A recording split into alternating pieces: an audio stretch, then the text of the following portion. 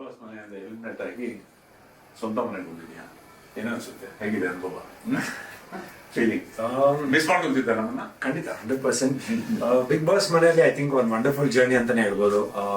ನನ್ನ 55 days of big boss ಮನೆಯಲ್ಲಿ ಟಿವಿನ ನೋಡೋದಕ್ಕೂ ಬಿಗ್ ಬಾಸ್ ಮನೆಯಲ್ಲಿ ಎಕ್ಸ್ಪೀರಿಯನ್ಸ್ ಮಾಡೋದಕ್ಕೂ ಐ ಥಿಂಕ್ ಒಂದು ವಂಡರ್ಫುಲ್ ಜರ್ನಿ.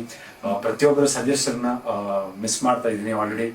ಆ್ಯಂಡ್ ಮನೆಗೆ ಬಂದಿದ್ದು ಡೆಫಿನೆಟ್ಲಿ ತಂದೆ ತಾಯಿನ ನೋಡಿದ್ದು, ನಮ್ಮ ಅಕ್ಕ ಬಾವ, ಫ್ರೆಂಡ್ಸು, ರಿಯಾ, ಪ್ರತಿಯೊಬ್ಬರನ್ನ ಮೀಟ್ ಮಾಡಿದ್ದು ಅದೊಂದು ಖುಷಿ. ಆದ್ರೆ ಇನ್ನೊಂದ್ ಕಡೆ ಬಿಗ್ ಬಾಸ್ ಮನೆಯಿಂದ ಬಂದಿದ್ದೀನಿ ಅಂತ ಸ್ವಲ್ಪ ಬೇಜಾರು ಇದ್ದೇ ಇರುತ್ತೆ. ಎಲ್ಲೋ ಒಂದ್ ಕಡೆ ಇನ್ನೂ ಇತ್ತು, ಆಟ ಇತ್ತು ಅಂತ ಒಂದ್ ಕಡೆ ಮನ್ಸಿಗೆ ಅನಿಸ್ತಾ ಇತ್ತು.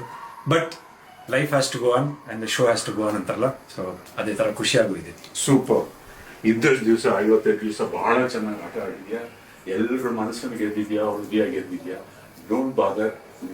ಇನ್ನು ವಿನ್ನರ್ ಅಂತಾನೆ ನಾವು ಅನ್ಕೊಂಡಿರೋದು. ನನಗೆ ಇನ್ಯಾವತ್ತು ಲೂಸರ್ ಅಲ್ಲ. And all the people love you. God bless. ಅದೊಂದು ನನಗೆ ಖುಷಿ ಆಯ್ತು. ನಮ್ಮ ತಂದೆಯವ್ರು ಹೇಳಿದ ಒಂದು ಮಾತು, ಒಳಗಿದ್ದಾಗ ಒಂದು ಫೀಲಿಂಗ್ ಇತ್ತು, ಯಾವ ತರ ಆಚೆ ಕಡೆ ಯಾವ ತರ ರೆಸ್ಪಾನ್ಸ್ ಇರುತ್ತೆ, ಇಲ್ಲ ಏನ್ ಆಗ್ತಾ ಇರ್ಬೋದು, ಇಲ್ಲ ಕರೆಕ್ಟಾಗಿ ಆಡ್ತಾ ಇದೀನಾ, ಇಲ್ಲ ಇಲ್ಲೊಂದ್ ಕಡೆ ಮಾತು ಕಮ್ಮಿ ಆಯ್ತಾ, ಇಲ್ಲೊಂದ್ ಕಡೆ ಜೋರ್ ಆಯ್ತಾ, ಇಲ್ಲಾಂದ್ರೆ ತುಂಬಾ ಸಾಫ್ಟ್ ಆಗಿದ್ದೀನ ಅಂತ ಒಂದ್ ಕಡೆ ಅನಿಸ್ತಾ ಇತ್ತು.